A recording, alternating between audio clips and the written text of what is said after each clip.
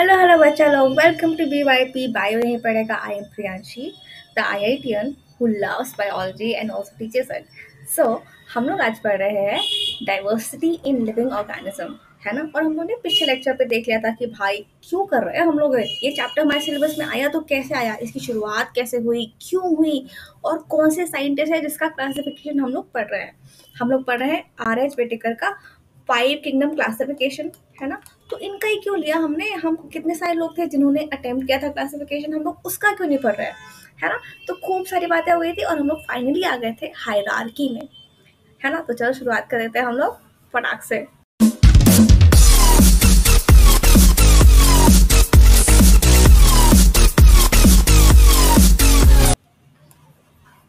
ठीक है, hierarchy of classification मतलब कि कितनी कैटेगरीज बनी है क्लासिफाई करने के लिए। जैसे मान लो कि मेरे को पढ़ना है सारे सारे स्टूडेंट्स, 3 to 18 ईयर्स के जितने भी बच्चे हैं इंडिया में, मेरे को पढ़ना है इनके बारे में।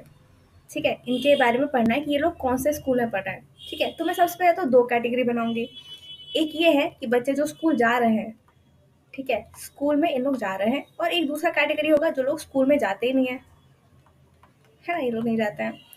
तो एक कैटेगरी ये हो गई, बहुत बड़ी कैटेगरी। इंडिया में खूब सारे बच्चे मिल जाएंगे जो स्कूल जाते हैं, है ना। इसके बाद हम लोग फिर से कैटेगरी बनाएंगे, कौन सी क्लास में जा रहे हैं, है ना। तो इसमें क्लास 1, क्लास 2, क्लास 3, क्लास 4, ऐसे करते करते क्लास 12 तक हो जाएगा, है ना।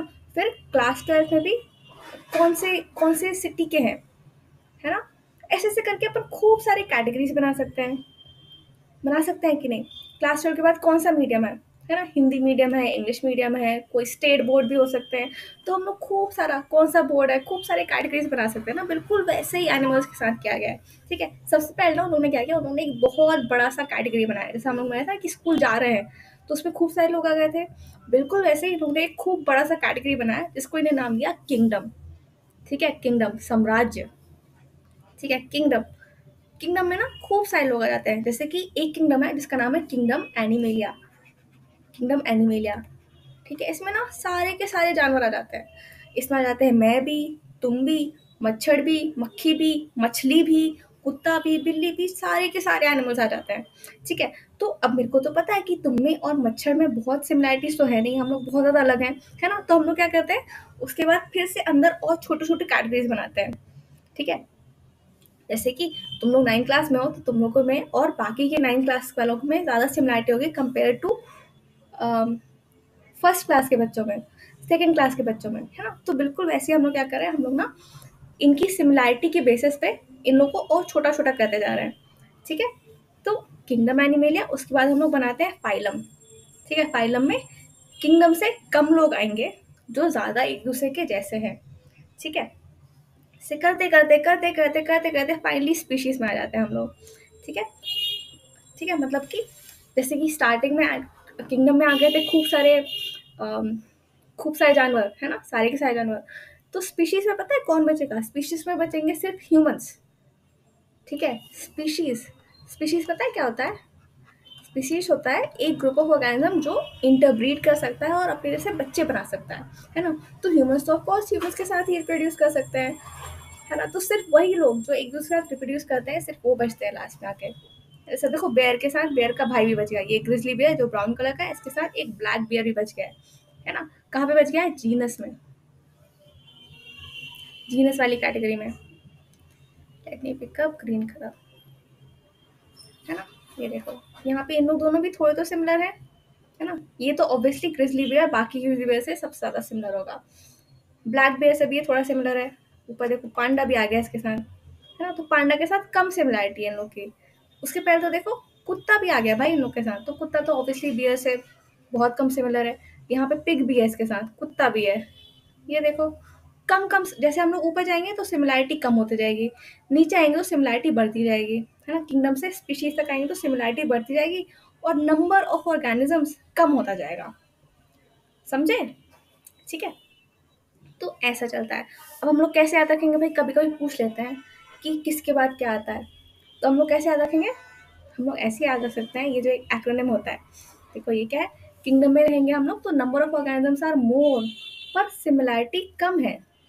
ठीक है, स्पीशीज में number of organism of course कम है, पर सब लोग सिमिलर हैं बहुत, है ना, मैक्सिमम सिमिलरिटी हो जाती है ना। और हम लोग इस ऑर्डर को कि किंगडम के बाद क्या आता है, उसके बाद क्या आता है, इसको ऐसे याद रख सकते हैं: कीप पॉट क्लीन और फैमिली गेट्स सिक।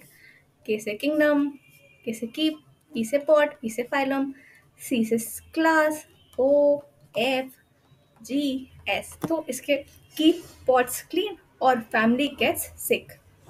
ठीक है, तो अपन ऐसे याद रख सकते हैं इसको। बढ़िया, तो आगे बढ़ा जाए। अब हम लोग देखते हैं, एक एक किंगडम को उठा के देखेंगे कि भाई क्या चल रहा है।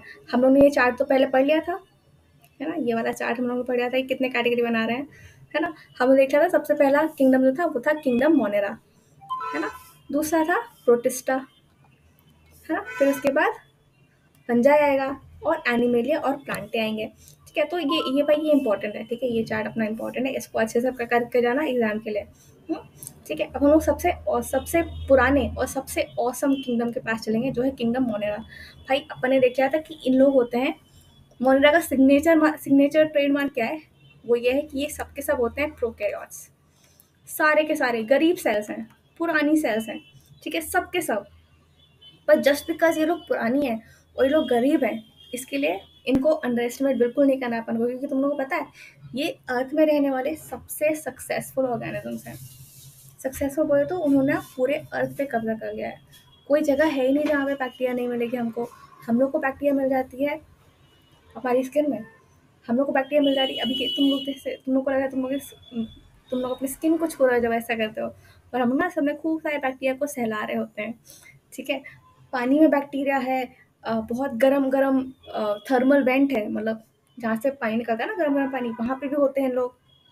कोई बहुत ठंडी जगह है वहाँ पे भी मिल जाएंगे लोग। हर जगह भाई, कोई जगह खाली नहीं है जहाँ पे है ही नहीं बैक्टीरिया। ठीक है, ये सबसे सक्सेसफुल है। ठीक है, और तुम लोग को बैक्टीरिया का नाम सुन के लगता होगा कि कितने गंदे हैं यार, है ना, कि इतने सारे डिजीज कॉज करते हैं। कि हाँ भाई, मैं मान रही हूँ कि बहुत से डिजीजेस इन लोग कॉज करते हैं, पर तुम लोग को पता है सारे बैक्टीरिया गंदे नहीं होते। कुछ कुछ बैक्टीरिया होती हैं गुड बैक्टीरिया। किस किसने देखा है याकुल्ट का एड, वो आता है ना, गुड बैक्टीरिया खाओ, है ना, प्रोबायोटिक्स। उसमें असल में बैक्टीरिया होती है, पता है। और हम लोग उसको खाते हैं, क्यों खाते हैं? क्योंकि उसकी उसकी ज़रूरत होती है, अच्छी अच्छी बैक्टीरिया की ना ज़रूरत होती है हमारे पेट को। पता है क्यों? दो रीज़न होते हैं। हाँ, तो इसके पहले तो ऑब्वियसली मुझे समझ गए होगे कि हमारे पेट में खूब सारा बैक्टीरिया रहता है, और बैक्टीरिया की ना हमको ज़रूरत है। क्यों ज़रूरत है? क्योंकि इन्हों ना बहुत अच्छा काम करते हैं हमारे पेट के अंदर। क्या अच्छा काम करते हैं? नंबर 1, ये हमारे खाने को डाइजेस्ट करते हैं। ठीक है, हम लोग सारा खाना नहीं डाइजेस्ट कर सकते। हम लोग जो भी खाते हैं ना, उसमें से कुछ-कुछ तो अपन ऑफ कोर्स एंजाइम बना के कर लेते हैं डाइजेस्ट, पर सारा नहीं कर पाते हैं। तो जो अपना बच जाता है, अपन बोलते हैं बैक्टीरिया भाई प्लीज़ मदद करो ना यार, प्लीज़ उसको डाइजेस्ट करो। तो बैक्टीरिया बोलता है ओके नो प्रॉब्लम, और वो उसको डाइजेस्ट कर देता है। ठीक है, ऑफ कोर्स वो फीस के तौर पे खुद खुद भी खाएगा थोड़ा खाना, है ना। तो हम लोग शेयर कर रहे हैं, हम लोग बोलते हैं ठीक है भाई ले ले, तू भी थोड़ा खा ले।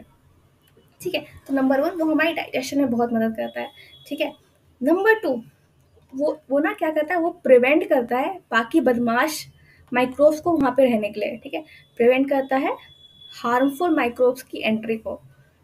ठीक है, हार्मफुल माइक्रोब्स, जो भी माइक्रोब आता है गंदा वाला, वो बोलता है उसको निकल ले यहाँ से। ठीक है, यहाँ पे मैं रहता हूँ, ये मेरी जगह है, मेरा इलाका है, तू निकल। ठीक है, ऐसे करता है अपना गुड बैक्टीरिया। ठीक है, उसके अलावा भी ना बैक्टीरिया का खूब खूब बड़ा रोल होता है अपने मूड को कंट्रोल करने में।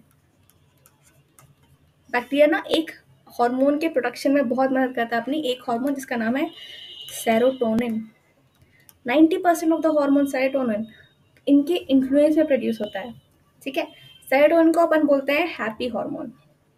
तो अब तुम लोग समझ गए होगे बैक्टीरिया बहुत ही इंपॉर्टेंट है खुशी के लिए, अपनी खुशी के लिए। ठीक है, तो बैक्टीरिया को, सारे बैक्टीरिया गंदे नहीं है यार। बैक्टीरिया फोकट में बहुत ज़्यादा बदनाम है, पर ये बहुत औसम ऑर्गेनिज्म होते हैं यार। बैक्टीरिया तुम लोग को पता है इवन स्पेस में भी मिल जाते हैं हम लोग को।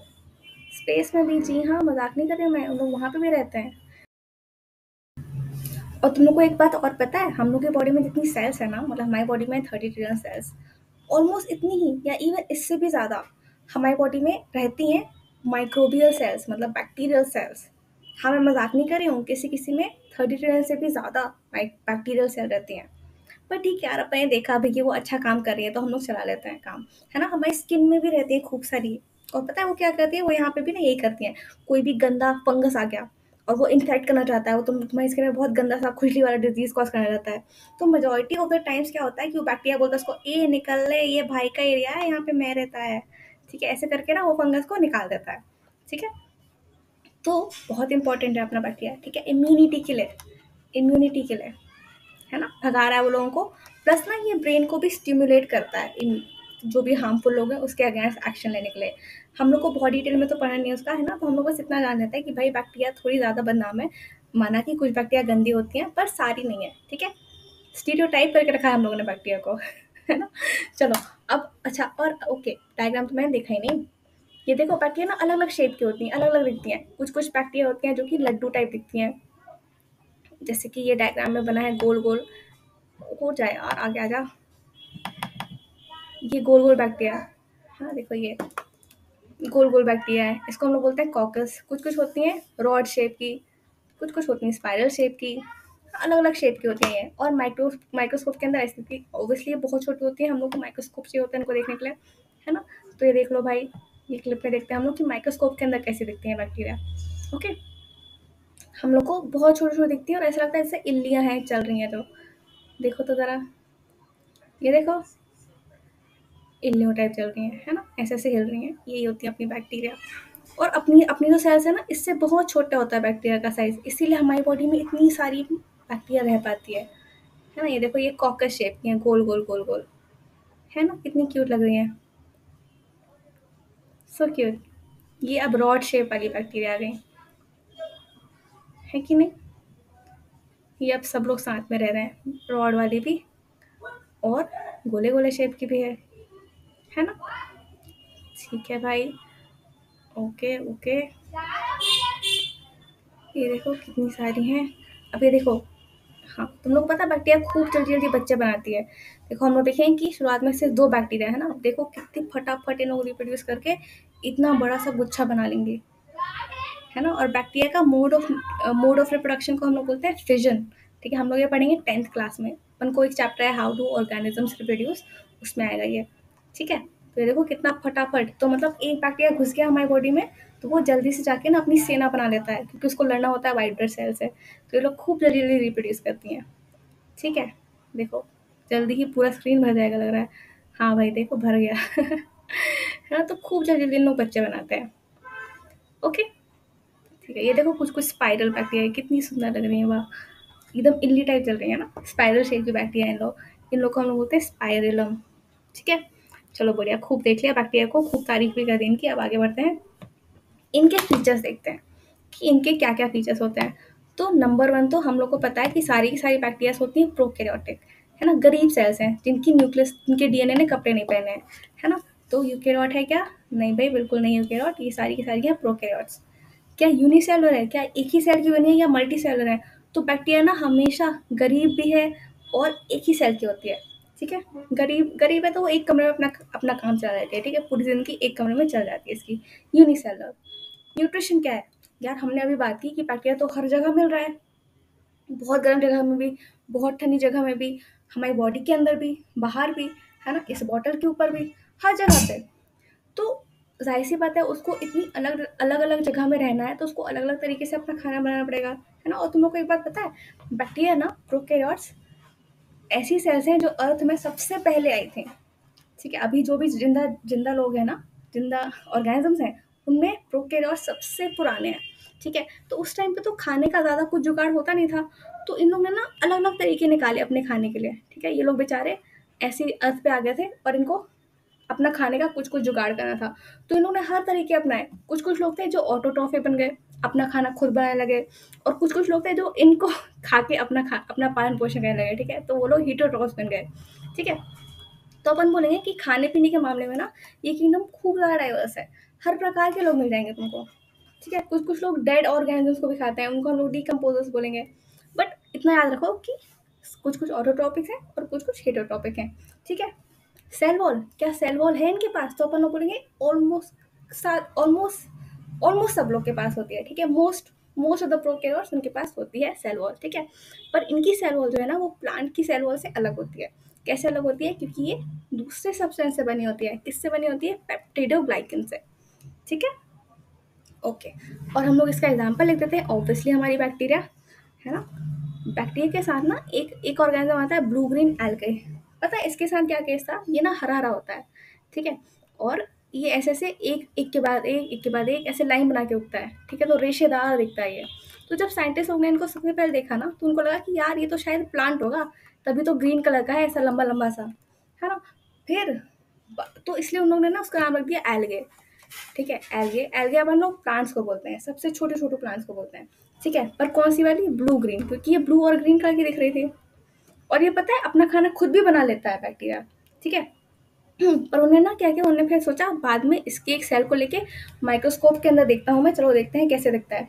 तो जब इन्हें माइक्रोस्कोप के अंदर लेके गया ना इसकी सेल को, तो उनको देखा कि भाई ये तो गरीब सेल निकला यार, हम लोग तो इसको प्लांट समझ रहे थे, पर इसने तो अपने डीएनए को इज्जत नहीं दी, इनका डीएनए ऐसे ही पड़ा हुआ है। हाँ, तो इन्हें बोला ये तो है अपना प्रोकैरियोट। फिर इसको रखा गया फिर मोनरा के अंदर, है ना, कैरियोट। और फिर इसका नाम भी बदल दिया गया, इसको दूसरा नाम दे दिया गया जो है साइनोबैक्टीरिया, ठीक है। तो इसके अब दोनों नाम चलते हैं, इसको ब्लू ग्रीन एल्गा भी बोलते हैं और कुछ लोग साइनोबैक्टीरिया भी बोलते हैं, और दोनों सही है, ठीक है। फिर एक और एग्जाम्पल आ जाता है अपना माइकोप्लाज्मा, जिसको हम लोग प्यार से पपलू बोलते हैं, PPLO, ठीक है, पपलू। इसका नाम इंपॉर्टेंट है क्योंकि ये ना सबसे छोटा सेल है, दुनिया का सबसे छोटा सेल है माइकोप्लाज्मा, ठीक है। कूल, तीनों एग्जाम्पल याद हो जाएंगे, बढ़िया। Let's move on now. दूसरा किंगडम है किंगडम प्रोटिस्टा। भाई प्रोटिस्टा को ना ऐसा बोलते हैं कि साइंटिस्ट लोग को ना जब लगता है कि किसी ऑर्गेनिज्म को कहाँ रखूँ मेरे को समझ नहीं आ रहा, तो उन लोग ना प्रोटिस्टा में डाल देते हैं, ठीक है, ठीक है। बट कुछ कुछ बेसिक फीचर्स होते हैं इसमें, तो भी जैसे कि सारे के सारे यूकेरियोट्स होंगे। ऑब्वियसली हम लोग ने क्या किया, हम लोग ने जितने भी प्रोकैरियोट्स दिखे, बिना कुछ सोचे समझे उसको डालना है सीधे मोनरा में, ठीक है। तो अब प्रोकैरियोट्स का काम खत्म हो गया है। अब जो भी आगे किंगडम्स आएंगे ना, उसमें सारे के सारे यूकेरियोट्स होंगे, ठीक है। तो नंबर वन तो ये है कि ये यूकेरियोट्स हैं, ठीक है। क्या ये एक ही कमरे में अपना जीवन यापन कर रहे हैं, या बहुत सारी सेल से चल रहा है इनका इनका जिंदगी। तो अपन लोग बोलते हैं कि ज़्यादातर यूनिसेलर होते हैं, पर कुछ कुछ मल्टी सेलर भी आ जाते हैं इसमें, पर मोस्टली यूनिसेलर होते हैं, ठीक है। यूनिसेलर यूकेरियोट्स को ऐसा याद रख सकते हैं हम लोग कि प्रोटिस्टा का फीचर होता है। खान पीने की क्या बात है इनकी, अपन ने बोल दिया कि यार साइंटिस्ट लोगों को समझ नहीं आ रहा था ना इनको कहाँ पे रखूँ, तो उन्हें यहाँ पे रख दिया है ना, विंक विंक। तो इसमें कुछ कुछ लोग ऑटोट्रॉप्स हैं और कुछ लोग हीटोट्रॉप्स हैं, ठीक है। सब लोग अलग अलग लोग हैं यहाँ पे, बहुत अलग अलग लोगों का मिलके एक बना दिया हम लोगों ने। इसका एग्जाम्पल क्या हो जाएगा, अपना प्यारा अमीबा, है ना, ये अमीबा, ये आता है प्रोटिस्टा में, ठीक है। इसके साथ साथ आते हैं यूग्लिना। यूग्लिना पता है क्या होता है, ये यूग्लिना ऐसा दिखता है, ठीक है। हम लोग अभी वीडियो भी देखेंगे इसका। और इसके बारे में पता है क्या खास बात है, कि ये ना प्लांट और एनिमल के बीच का कुछ होता है। ये प्लांट की तरह अपना खाना खुद भी बना सकता है, और जब ज़रूरत पड़ी, जैसे मान लो दिन में तो खूब सारी सनलाइट है, तो ये क्या करेगा, ये अच्छे से अपना खाना बनाएगा, ठीक है। बोला वाह मैं कितना अच्छा हूँ, मैं अपना खाना खुद बना रहा हूँ, मैं किसी को परेशान नहीं कर रहा हूँ। और जैसे ही रात हुई, सनलाइट गई और ये अपना खाना खुद नहीं बना पा रहा है, तो ये क्या करता है, ये अपना असली चेहरा दिखा देता है और आसपास के लोगों को खाना शुरू कर देता है, ठीक है। तो अपना बहरूपिया ये है ना, हम लोग बोलते हैं इसको कि कनेक्टिंग लिंक है प्लांट और एनिमल के बीच का, ठीक है। क्योंकि ये ना ही पूरा प्लांट है ना ही पूरा एनिमल है, इसलिए प्रोटिस्टा में है। क्योंकि इन लोग को साइंटिस्ट को समझ नहीं आता कि मैं कहाँ रखूँ भाई, है ना, तो इन लोग ने यहाँ पे डाल दिया, ठीक है। फिर सेल वॉल की क्या बात हुई यार, सेल वॉल ना किसी किसी में होगा, किसी किसी में नहीं होगा, कोई हार्ड एंड फास्ट रूल नहीं है। तुम लोग समझ गए होगे प्रोटिस्टा में देखो कुछ भी फिक्स नहीं है। कोई कोई कैसे खाना बना रहा है, किसी के पास सेल वॉल है, किसी के पास नहीं है ना। ये देखो, ये जो अभी दिख रहा है ना तुम लोग को, ये है अपना यूग्लिना, ठीक है। यूग्लिना बड़ा क्यूट सा दिखता है, माइक्रोस्कोप के अंदर बहुत प्यारा प्यारा दिखता है, एक ही सेल के होते हैं इन लोग पर, ठीक है। हाँ, हम लोग देखा कि ये देखो इसमें यूग्लिना भरा हुआ है, तो मतलब समझ आ गया हो कि कितना छोटू है ये, है ना। ये देखो ये तैर रहा है अपना, और है ना, तैर रहा है अपना यूग्लिना, मेरे को बड़ा प्यारा लगता है यूग्लिना, ठीक है। ये एकदम जूम आउट कर लिया लोगों ने, जूम इन करेंगे तो ऐसा ऐसा दिखेगा छोटू छोटू, ठीक है। और ये लोग प्यारे प्यारे से अपना ऐसे ही प्यारी प्यारी हरकतें करते रहते हैं, ठीक है। जैसे कि कभी कभी जब मन करे तो किसी और को खा जाना, ठीक है। चलो ओके, तो दिस इज यूलिना, राइट। अच्छा एक मिनट, तुम लोग को ये जो ग्रीन ग्रीन दिख रहा है ना इसके अंदर, मतलब यूलिना की बॉडी ग्रीन है क्योंकि इसके पास है क्लोरोप्लास्ट, बिल्कुल वैसे ही जैसे प्लांट्स के पास होता है ना, अपना खाना खाने के लिए, अपना खाना बनाने के लिए, सॉरी, ठीक है, फोटोसिंथेसिस के लिए। तो भाई यही बात थी, यूग्लिना ऐसा होता है। चलो आगे बढ़ लिया जाए। ये है अपना अमीबा, ठीक है, और अमीबा खा रहा है एक पैरामीशियम को। अमीबा और पैरामीशियम दोनों ही इसके अंदर आते हैं, ठीक है। पैरामीशियम कैसा होता है? पैरामीशियम ना एक चप्पल के शेप का प्रोटिस्ट होता है, ठीक है। ये सब लोग, ये बीच में तो ऐसा लग रहा है कि किसी ने थूक दिया है ना, ये अपना अमीबा है, ठीक है। और आसपास इसके हैं पैरामीशियम। पैरामीशियम ना ऐसा होता है, कुछ चप्पल के आकार का दिखता है, इसके आसपास चप्पल मतलब चप्पल का सोल होता है ना ऐसा, आसपास ऐसे छोटे छोटे सीला लगे होते हैं, ठीक है। और इसके अंदर ऑब्वियसली न्यूक्लियस होगा, कुछ कुछ कॉन्ट्रैक्टाइल वैक्यूल होता है इसके पास, है ना। हम लोग को सब कुछ डालने की जरूरत नहीं है। पर ये देखो, ये अमीबा ने क्या किया है, अमीबा ने ना इन लोग को पकड़ लिया है, इन सारे पैरामीशियम को पकड़ लिया है। क्यों पकड़ लिया है? क्योंकि इसको खाना था ठीक है, अपना अमीबा भूखा था तो उसने पकड़ लिया पैरामीशियम को। देखो, और अपन देखें कि अमीबा कैसे पकड़ता है, सूडोपोडिया निकालता है वो, है ना। जैसे ये देखो, ये भी अमीबा है, और ये देखो ये अपनी ऐसे निकाल रहा है पैर, खूब सारे पैर, है ना। सूडोपोडिया का मतलब ही होता है फॉल्स फीट। ये जो निकाल रहा है ना ऐसे, ये देखो यहाँ पे निकल रहा है इसके हाथ, है ना। क्या कर रहा है ये इसको निकाल के पैरामीशियम को कैप्चर कर लेता है, ठीक है। जाल बिछाता है ये, और फिर जब इसको पकड़ लेता है और पैरामीशियम अपना बेचारा फंस जाता है, फिर ना ये क्या करेगा, ये ना अपने लाइसोजाइम्स को ले जाएगा और पैरामीशियम पे छोड़ देगा, ठीक है, ताकि पैरामीशियम की बॉडी डाइजेस्ट होती जाए, ठीक है। तो अब यही दिखेगा बेचारा अपना पैरामीशियम को, ये देखो ये स्यूडोपोडिया निकल रहा है पैरामीशियम को पकड़ने के लिए, है ना। तो यही है कहानी अपनी बेचारी पैरामीशियम की और अपने खूंखार अमीबा की, जो स्यूडोपोडिया से शिकार करता है ना। पर कितना क्यूट तरीका है शिकार करने का स्यूडोपोडिया, सो क्यूट। ओके चलो, तो आई होप समझ आ गया होगा, है ना। लेट्स मूव ऑन, आगे बढ़ा जाए। इसको बंद कर देते हैं हम लोग, इतना काफ़ी है ना। चलो आगे बढ़ते हैं हम लोग। तो हम लोग और ये क्या दिया है, ये दिया है कि अपने प्रोटिस्ट जो हैं वो अर्थ में क्या क्या अच्छे काम करते हैं, इनके कौन कौन से अच्छे कर्म हैं, ठीक है। प्रोटिस्टा में जो कि बहुत सारे वैरायटी के लोग होते हैं, उन लोग ना डिकम्पोज करते हैं। डिकम्पोज बोले तो यार, जब भी कोई ऑर्गेनिज्म मर जाता है, तुमने देखा है कभी आसपास कोई चींटी वगैरह मर गई हो, ठीक है, कोई कोई इंसेक्ट मर गया है, ठीक है, तो इंसेक्ट का बॉडी कुछ दिनों तक पड़ी रहती है, फिर कुछ दिनों बाद तुम लोग देखोगे तो ये बॉडी अपने आप गायब हो जाती है, ठीक है। कैसे गायब हो जाती है? क्योंकि ना नेचर ने ना खुद इंतज़ाम किया हुआ है कि जो भी गंदगी हो रही है, जो भी मर रहा है, उसको अपने आप में डिकम्पोज कर दो, ठीक है। और बहुत अच्छी बात है यार, नहीं तो तुम लोग सोचो इनकी बॉडी पड़ी रहती तो कितनी बदबू आती और कितने सारे अनहाइजीनिक कंडीशंस हो जाते हैं ना। तो नेचर ने अपने आप सफाई का जिम्मा लिया हुआ है, और इसमें उसके हेल्प करते हैं बहुत सारे प्रोटिस्टा के मेंबर्स, ठीक है। इन लोग क्या करेंगे, इन लोग डेड बॉडी पे फीड करेंगे, और डेड बॉडी में जो भी न्यूट्रिशन लॉक हो गए हैं, है ना, मतलब उनकी बॉडी में खूब सारा ग्लूकोज होगा, नाइट्रोजन होगा, खूब सारे न्यूट्रिएंट्स होंगे, है ना। तो क्या करेगा, उनको खा खा के रिलीज कर देगा, ठीक है। Okay, next is photosynthesis. बहुत सारे प्रोटिस्ट फोटोसिंथेसिस भी कर सकते हैं और ऑक्सीजन रिलीज करते हैं, और हम लोग को पता है कि ऑक्सीजन कितनी इंपॉर्टेंट है ना। प्लस उन लोग कार्बन डाइऑक्साइड को अब्जॉर्ब भी कर लेते हैं, ठीक है। और तो हम लोग देख लिया प्रोटिस्टा के एग्जाम्पल क्या क्या हो जाएंगे। एक हम लोग ने देखा था अभी यूग्लिना को, है ना, यूग्लिना।